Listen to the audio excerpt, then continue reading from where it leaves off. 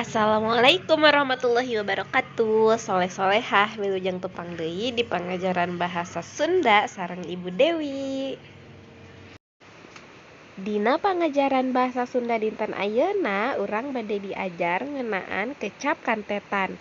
Nah, di semester hiji tos diajar ngeunaan kalimah ngantet.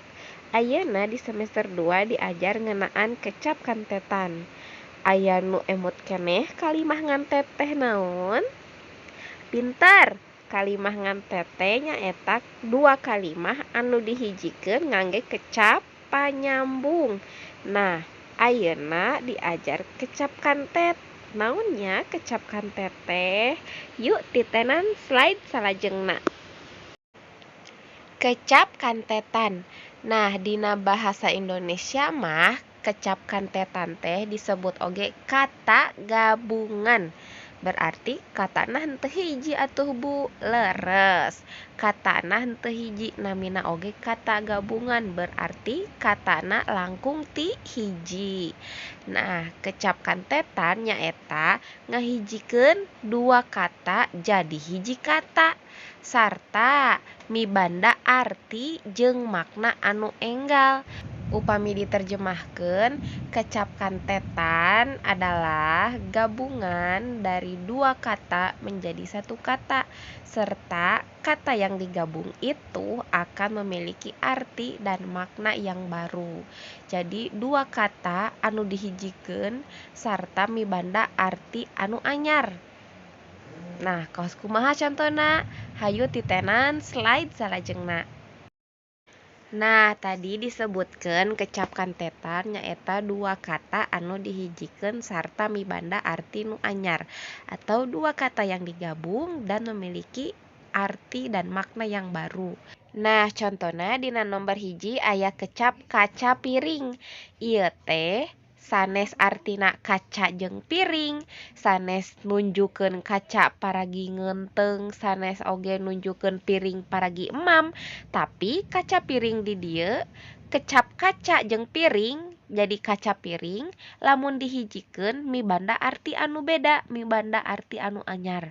Naon artina? Nyaeta tutuwuhan anu kembangna seungit.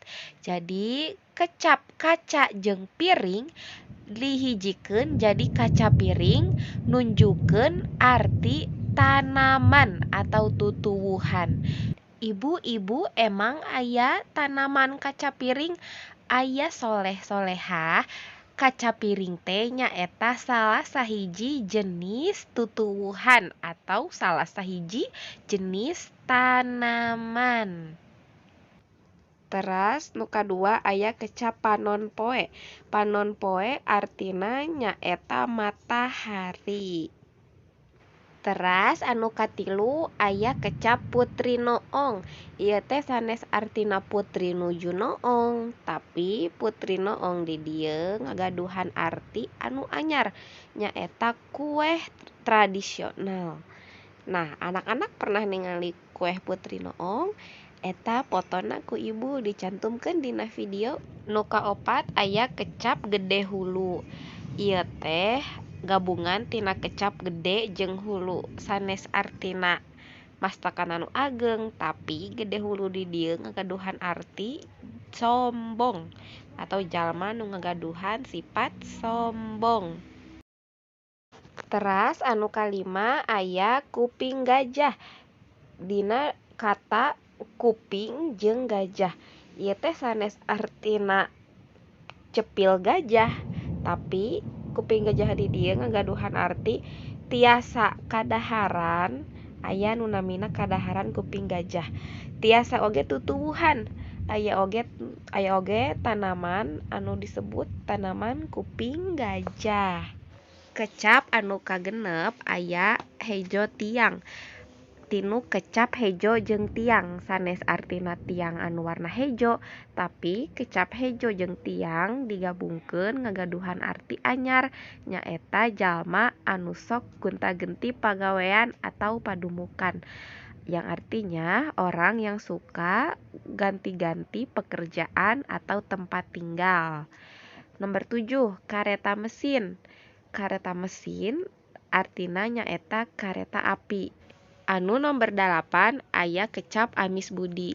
Sanes budi rasana amis, tapi amis budi di dieu teh nyaeta jalma anu teu weleh seuri ka batur atawa orang yang murah senyum. Ayeuna ngadamel kalimah tina kecap kantetan. Kecap kantetan anu kahiji aya kaca piring. Didamelkeun kalimah jadi kieu contona.